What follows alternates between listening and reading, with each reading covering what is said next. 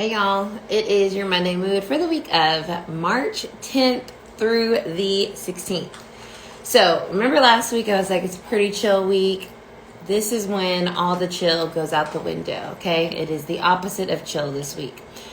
So we have a lot going on, so let's go ahead and get into the vibes.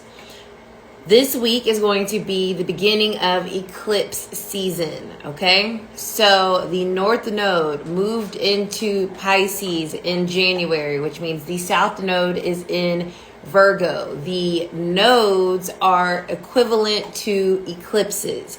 So whatever the nodes are in, that's where we have eclipses happening, okay? So we're going to have our first lunar eclipse in Virgo, which is the South Node, on Thursday going into Friday. This is a big deal. We have not had a lunar eclipse in Virgo in a long time, okay? At least, let's say, these cycles are 18-year cycles, so it's been a minute. So this is big energy, okay? And the reason why it's eclipse season is that we're also wrapping up our past nodal shifts, which were Aries, North Node, Libra, South Node. At the end of the month, we'll have a solar eclipse in Aries. So what eclipses are, a lot of times when we talk about them, it's like big destiny points, fated events, fated energy. It's big, huge energy that's shifting, whether we want it to or not. It's like we're at the mercy of those shifts because they are clearing something or revealing something or moving something in a direction that needs to either move us forward or we need to release so that we can clear it out. Okay, so with this being a lunar eclipse in Virgo, which means it's a South Node eclipse, this is all about clearing, releasing, and kind of getting a clean slate, so to speak, around wherever Virgo is in your chart.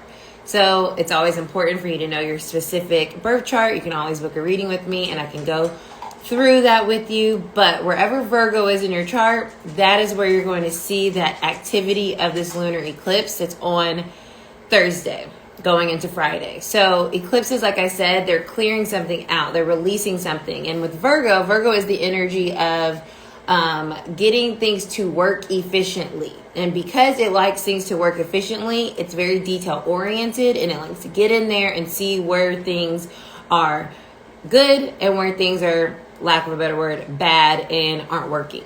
So within your life this week, you're going to start to see where something isn't working and you just need to let it go, or where you're refining something so that you can be more flexible in allowing new energy to come in so that whatever that is can work more efficiently and effectively. Virgo is a service-oriented energy. It wants to help. It wants to help ourselves. It wants to help everybody else. But to do that, there is a tendency to get wrapped up in the perfection of things being perfect timing, perfect words, perfect. And that is also an aspect that we're learning to release with this South Node being in Virgo. That perfection is not the goal, but efficiency is. And so how do we efficiently and effectively do the work in our lives in a way that creates an ability for us to expand and not be so locked in to doing it perfect? Because that is going to jam us up while the South Node is in Virgo. So this is a first kind of like introduction to understanding how to release the need for perfection and rigidity and the plan, but also taking in those Virgo aspects of efficiency and details and being like, okay, I have this is what I need to work on, this is what's important, this is what's not, this is what makes sense, this is what doesn't, and applying that to whatever is kind of like being highlighted in our chart. So that's why it's really important when we talk about transits is to understand your own personal chart, because everyone is going to be dealing with these themes very specifically in different places in their own chart. And it's a overall theme, right? We're releasing whatever we thought was the plan or whatever has been keeping us back from moving forward and expanding. We're clearing that out of the way. We're realizing like this is not efficient. This does not work. This is not helpful. This is a new way I need to start to look at this or approach this or be willing to, not be so rigid and stuck on everything being and existing a certain way in order to achieve a goal, right? That's the overall theme. So that is the biggest thing that's happening this week, and it is huge because it's going to feel like a shift. Like eclipses, like I said at the very beginning, this is big energy. It is fated energy. It is major arcana, to speak in tarot terms, energy. So as it happens, we just need to allow it to happen. And with that also being said, I would keep it chill this week in terms of like doing things, making plans, being active. Eclipses are not a time for like doing something because like I said, the energy is going to do it for you and you just need to allow and go with the flow and not try to like get in the way of that. So it's a week of big changes, but on terms of like what we need to do is just be and allow would be the biggest thing that I would say. We also have Saturn conjuncting the Sun on Wednesday. So Saturn is all about structure and like it's very similar to Virgo energy, but it's a planet, right? And it's about like the timing of things and keeping things on track and making things work, okay, in a way that is beneficial to everybody. It's a little bit of a hard-nosed energy because it's about some things making sense and things being effective. So it is conjunct with the Sun in Pisces. So we have this Pisces energy. So we have this highlight of what is working and what is not working as we go into this lunar eclipse on Thursday, Friday. It's going to be highlighted Wednesday. You will see clearly this isn't working. This doesn't feel like it is effective. This is feeling clunky. This feels hard. Now, hard doesn't always indicate something not working, but with it conjuncting this eclipse that we're having, it's a big indicator where something you might be holding on to needs to be released now because it's not helpful to your overall plans and to where you're trying to expand and move into with the Pisces North Node, right? Also Tuesday is a little cute day because Venus, which is in Aries, but it's retrograde, is conjuncting Mercury, which is in Aries. And so that might be a day where you're having some type of sweet exchange with somebody, maybe making some type of like friendship connection, maybe just feeling seen or understood in a way that feels really supportive on Tuesday. It feels like a good day to have conversation around things that you care about with people that you care about. So that's Tuesday. And I'm jumping all over the week, but I hope you guys are following. And then we have Friday, Mercury is going to be stationing direct. And then and depending on where you are, but on the East Coast, it's literally like late at night, 11:46 p.m. So as we wake up on Saturday, the 15th, Mercury will be retrograde. Now we are all familiar with Mercury retrograde, the same old vibes, right? Make sure that we're double checking our schedules and we're double checking our appointments, and we're going to be mindful about booking travel or signing contracts or making big deals when it comes to our relationships, breaking up, getting back together. All those things are very tentative during a Mercury retrograde. So we want to take our time.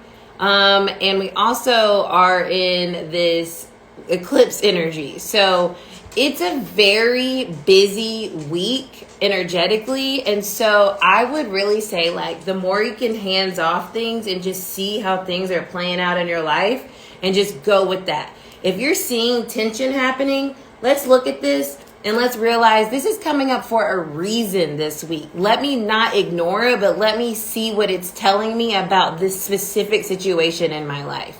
Where am I revisiting something that's coming up again, and how do I see it now that Mercury is retrograde and I'm getting to revisit it? You'll probably have a lot more clarity on the things that they need to say, or they need to go, or if they're beneficial, or if they're hurtful to your overall existence, plan, goals this week. It's a very important week in getting us into a place of just clearing things out and really setting us up for success. But in order to be successful, you got to do some work. And this is a very work heavy week energetically. Less about what we're doing and more like what is happening and how we are responding to that. But it is a week of change and of movement and of clearing and of recognizing and of slowing down and of really getting to the core of certain things that have maybe been, circling around for a long time, just like these butterflies, right? But now they're gonna land, and we're gonna see like, okay, this is what we need to do. So let's see, with all of that being said, what is the collective energy for the week ahead? Okay, what is the collective energy for this week of March 10th through the 16th with the eclipses, Mercury going retrograde, joining an already retrograde Venus. Knight of Swords reversed. That's literally Mercury retrograde energy. It's saying things are not going to be crystal clear on which direction to move forward right now, but there's going to be lots of information swirling around for you to start to look at it genuinely and start to make assessments on how you're thinking about something, how you feel about something, what you know about something, what you're just having to accept about something. But with the Knight of Swords, which is a very intentional energy, it's very clear-headed energy, it's very Mercury direct energy, it is coming up reversed. So we are being like pulled back into ourselves this week to really be like, okay, let's look at everything out on this table and let's see what we're keeping and what makes sense, and let's see what we're disposing of because it doesn't make sense. So I love that we have that base energy. And let's see what our top Nine of Swords, hilarious. So yeah, this is a very mentally tense, I would say, week. It just is. Swords energy is all about our brain and our mental.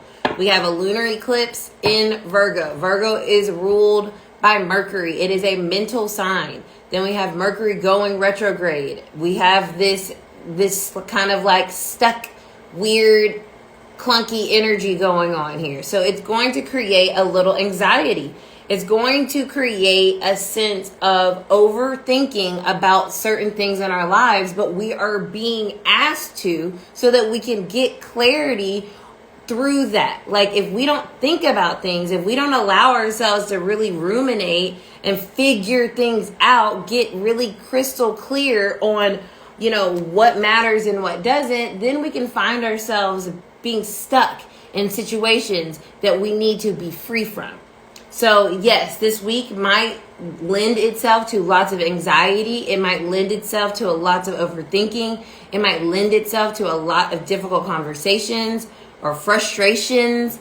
But just know that with this Nine of Swords, this is a cycle that we are completing, releasing, connecting it back to that lunar eclipse. So that's your Monday mood for this week.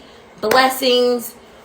For the week ahead, it's going to be a doozy, but it's going to be helpful because Virgo is always here to help, even if it's hard, even if it's annoying, it's a helpful energy, and we're going to get that help this week one way or another. So I'll see you guys next week. Bye.